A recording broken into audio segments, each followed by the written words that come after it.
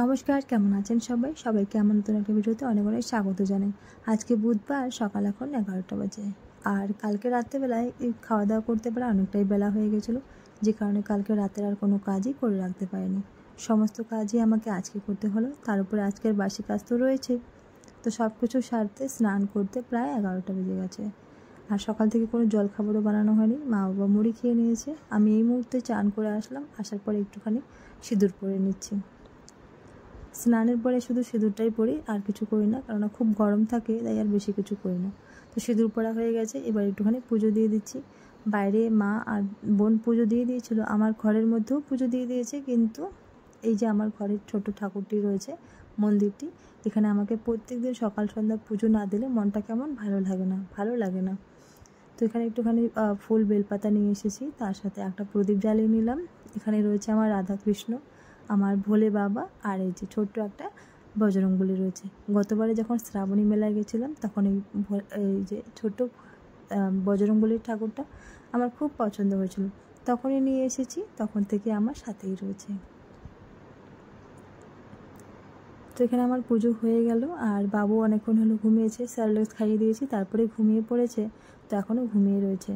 আর যখন আমি পুজো করছিলাম, হয়তো ওর ঘুমটা একটুখানি ডিস্টার্ব হচ্ছিল, তো তখন আমাকে ঘুরে ঘুরে দেখছিল। এখানে আমার পুজো হয়ে গেছে, আর মাকে বলে দিয়েছি আজকে দুপুরের রান্নাটা একটুখানি বসিয়ে দিতে, কারণ আমার অনেকটা সময় হয়ে গেল।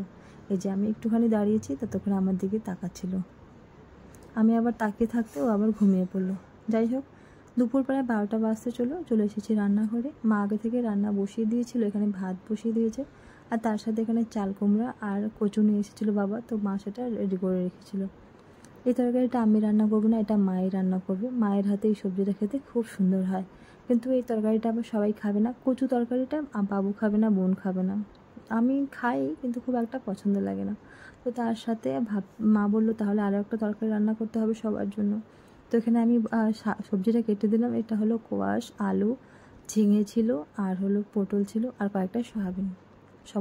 সমস্ত কিছু দিয়ে এখানে একটা মিশালি তরকারি রান্না করবে। এই তরকারিটা খেতেও খুব ভালো লাগে। একটুখানি লবণ, একটুখানি হলুদ দিয়ে ভালো করে ভেজে নিয়ে কষানোর জন্য সামান্য পরিমাণ জল দিয়ে এটাকে এখন ঢেকে দেবে। আমি আজকে রান্না করিনি, সমস্ত রান্নাটাই মাই করেছে। তো সবজিটাকে ঢেকে দিল, তো খুব সুন্দর হয়েছিল খেতে।